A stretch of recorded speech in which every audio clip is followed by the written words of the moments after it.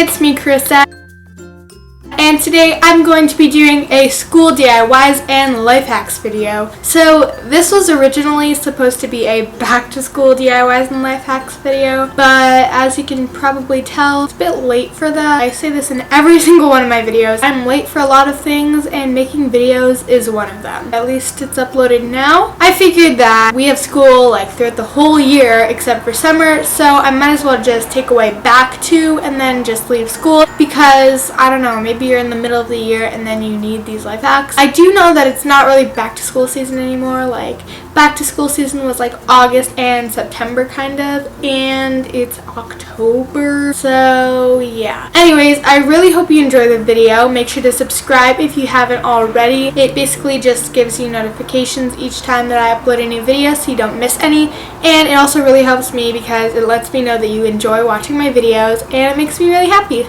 Make sure to like the video if you enjoyed and if it's helpful, and leave me any comments or suggestions. Also follow me on any of my social media websites right here,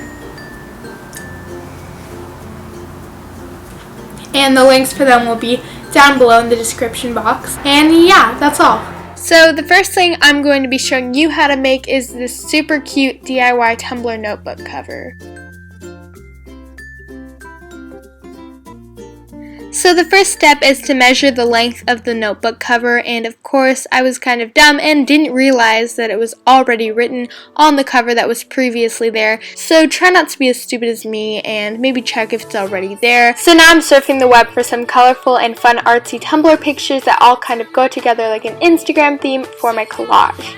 So now I'm going on PicMonkey.com, a free and awesome website that I use to edit all my thumbnails, and I'm going on the collage option, choosing the square deal one. So in the end, I decided to choose a collage option with 9 equal squares, and I'm just putting all the pictures that I've already chosen and saved onto my computer into my collage. From this point on, you can kind of just mess around with the zoom option and switch around a bunch of pictures. Now you can change up your height and width depending on the measurements from the height and width of the notebook that you're using. And once you're finally happy with the collage that you've made, you can save it to your computer. Once you've properly saved to your computer, this little monkey will pop up saying Masterpiece Saved. To start off the printing process, you're going to find your collage on your computer that you saved, drag it into iPhoto, press print, change the photo size. Important, make sure that you have the measurements right because it's a crucial part. Make sure that you have your printer synced up with your computer. You're going to press print again and then one more time and it should print. So once you've printed your paper and got it out, kind of seen what it looks like onto your notebook, you can start cutting off any of the edges that aren't needed on the paper.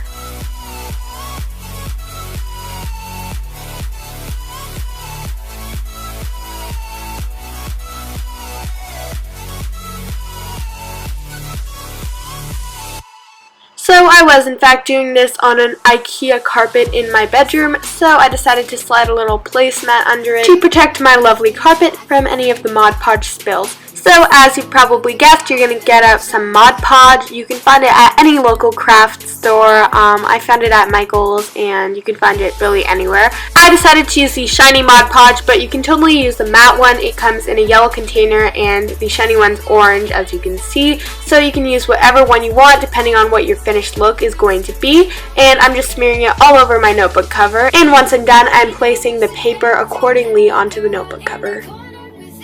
And in the process of doing so, you can pat the paper down onto the notebook cover because you want to eliminate any kind of like air bubbles, because those will be really annoying when you're kind of finishing up. So once you've done all that, you can finally like cut off all the excess edges from the paper on your book, because like honestly, once you put it on, it's not going to be perfect, so you can just cut off any little annoying pieces at the edge. So now that I'm completely done with the Mod Podge, I'm safe to put my notebook cover back on my rug, because we're not going to be using any kind of gluey, sticky substances that could like mess up any kind of nice material that you have. So you're good for now. So now I'm taking some of my contact paper, which you can get at Staples, that's where I got it, or your local craft store once again. Well, listen, you don't need to get all mathematical and measure everything out. I didn't do that, and I got a nice outcome. So you don't need to do that. You can kind of just feel and look at where you want your placement to be, kind of like mark areas, but you don't really need to get out a ruler and measure stuff. So once you've marked physically or sort of have an idea in your mind of where you want your marks to be for like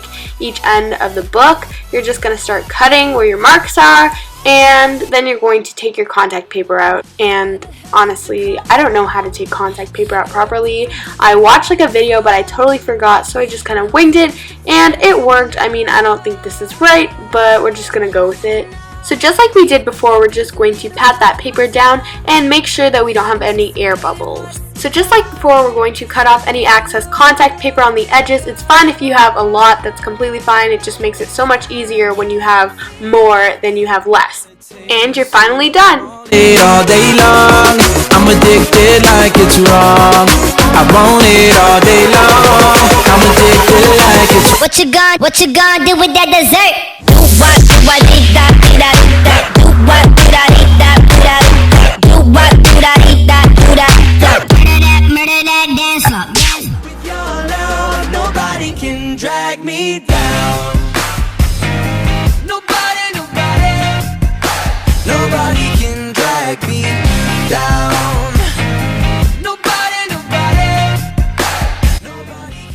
Like if this has ever happened to you, but you walk down tons of flights of stairs in your school, and then you finally get to the change room in your gym, and you're pretty much almost late, and then once you get there, you realize you don't have any hair elastics with you, because you have so many, and they're all scattered around everywhere, and you just can't keep track of them. Yeah, nobody really wants that. I mean, it kind of sucks doing gym with your hair down, because you get really hot and sweaty, and it gets all up in your face, and you can't see anything, and it just ruins everything, and then you have to go looking for an elastic, and it's just such a hassle that you don't need in your life. So here's a quick life hack. So yeah, basically you're just gonna need like one of these little guys. I mean, I never knew what they were called, and then I looked it up. It's called a carabiner. I think that's how you pronounce it. But yeah, those like clip thingies that you use for like rock climbing and etc. But these are just like really cheap ones. Don't do rock climbing with this, you might die. I don't suggest it. But yeah, you can probably find these like anywhere. Like I found them at the dollar store, and they're pretty cheap, so you can get those.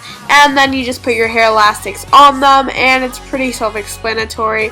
So helpful to keep all your hair elastics in one place, and it's super organized. So yeah, I leave this in my gym bag along with my deodorant and face wipes, but I also have an elastic around my wrist at all times in case I don't have easy access to these. So now for a quick DIY, they are washi tape decorated pencils. I think they turn out so cute, and it's really super simple. It literally takes like 5 minutes or less of your time to do a bunch of pencils with this washi tape, and it's super fun to do in the process. So I actually lost the footage of me putting the washi tape on my pencils because MacBooks are butts, so I'm sorry about that, but you can just picture me putting it on. It's not that difficult to understand and comprehend, so yeah.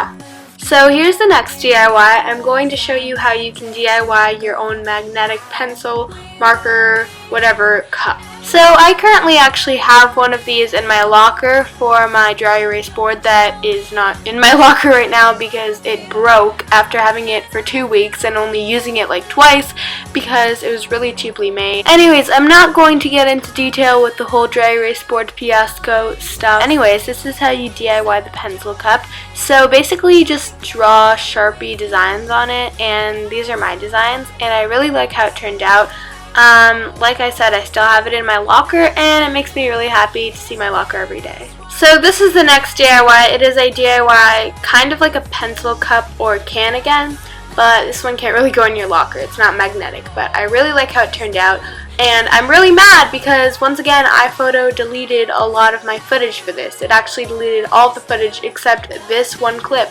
So this is all you get to see of it, but basically you just print out a nice picture or background with the required measurements that can fit around the can. And if you want, you can also decorate it with duct tape, which is what I did because I thought it looked really cool and matched the background. Now it's time for study hacks. So I actually hate studying, and just because I'm making this video does not mean that I'm good at studying, because I actually suck at it, and I've also yet to try these hacks, so maybe that's why I suck at it. So in pretty much every single school life hacks video that I've seen so far, people always say that you have to chew gum while you're studying and then chew it again while you're taking the test or doing classwork. But to be honest, whose teacher actually lets them chew gum in class? That's pretty much not allowed in almost every class in the whole world. And of course, this can be helpful for lot of people whose teachers do allow them to chew gum in class. It's just that a lot of classes don't allow you to, and it would be easier to find an alternative. So no shade to the YouTubers that made this video. I mean, I love these YouTubers so much, and I could never hate them. So of course I came up with a solution. Even though even this might not be allowed in class, it's a lot more likely that you'll be allowed to have a hand sanitizer that smells like strong in class than chew gum. So all you really need for this is a strong smelling portable hand sanitizer that you can carry around with you anywhere. I prefer the brand Bath & Body Works, but that's totally up to your personal preference. You smell it when you're studying and then smell it again during the test, and it'll all come back to you. The reason for this is because out of all 5 senses, your sense of smell connects best with memory. If you put your hand sanitizer in a case, you can attach it to any kind of bag, so that way you'll always have it around with you and it'll be super convenient. Also, don't forget that there are so many times in school when you're going to need to clean your hands, so it's very helpful to have it on your bag with you for that reason as well.